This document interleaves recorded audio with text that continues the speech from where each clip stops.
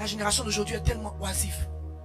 Facebook a tellement compris, ça dit pour balancer des vidéos de 10 secondes, de 20 minutes, de 5 secondes. Et puis ils sont là, 4, 5, 6 heures.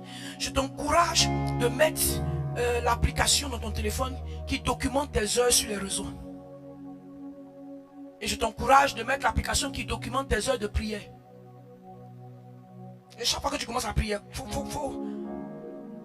mesurer le temps que tu mets là-bas. Et puis compare les deux.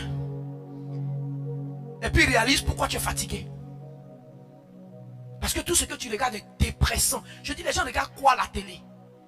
Je suis arrivé en Côte d'Ivoire. Ma petite soeur est venue me voir allumer la télévision. Je ne sais même pas allumer la télévision. Donc ces enfants sont venus, des enfants, ils sont petits, ils ont allumé la télé. Et toi, tu as allumé la télé comment? Dès qu'elle allume la télé, il y a eu un accident sur la route de Toumoudi, en direction de la côte d'Abidjan. Il y a eu 31 morts. Dès qu'elle a... Tu étais là-bas, non? Mais les gens regardent la télé, pourquoi? Négativité, après négativité. Quand ton espérance est à la bonne place, ta force est renouvelée, tu seras en train de courir. La Bible dit, il court et ne se lasse pas. Il marche et ne se fatigue pas. Tu cours avant de marcher. Tu as vu comme Dieu, il est bizarre. On va penser qu'on doit marcher d'abord. Parce qu'il y a des gens, non, il faut faire doucement cette affaire de Dieu là. Va un peu. Non, tu cours d'abord. Et puis après tu marches. L'aide prend sa force la plus grande au départ. Parce que si au départ on a pu t'arrêter, tu ne vas jamais t'envoler. Tu as quelqu'un court.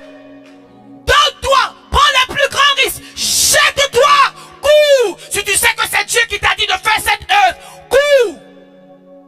Quand quelqu'un te dit va doucement, ce n'est pas la voix de Dieu. Ah, nous tous on est chrétiens, on n'est pas tous les mêmes chrétiens. Je te garantis qu'il y a des chrétiens qui seront à l'enfer. Tu sais ça? Ils sont beaucoup comme ça. Les chrétiens qui seront à l'enfer. Parce que Jésus n'est pas venu faire des chrétiens, il est venu faire des disciples. Un disciple, il se donne à 100%. Il porte sa croix. Jésus dit, si tu ne la portes pas, tu ne peux pas être appelé mon disciple. Dans les histoires de je viens, petit à petit, si une femme veut te marier, qu'elle dit, elle va faire un peu, laisse-la. Un homme veut te marier, non, je vais te faire tout, laisse-le.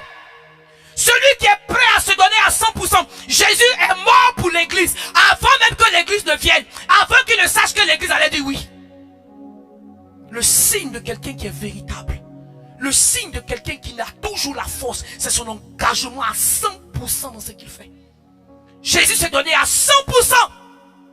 C'est pour cette raison quand Pierre voulait lui dire, oh non, ne va pas à la croix. Il dit, rien de moi, Satan. Pour cette cause, je suis né.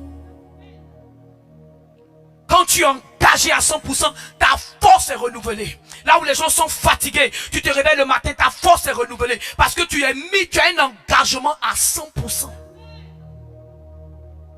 Il court et ne se lasse pas. Il marche et ne se fatigue pas. Dis avec moi, c'est une prière à laquelle Dieu répond toujours. Parce qu'il dit, l'Éternel donne la force à son peuple. Somme 29, le verset 11.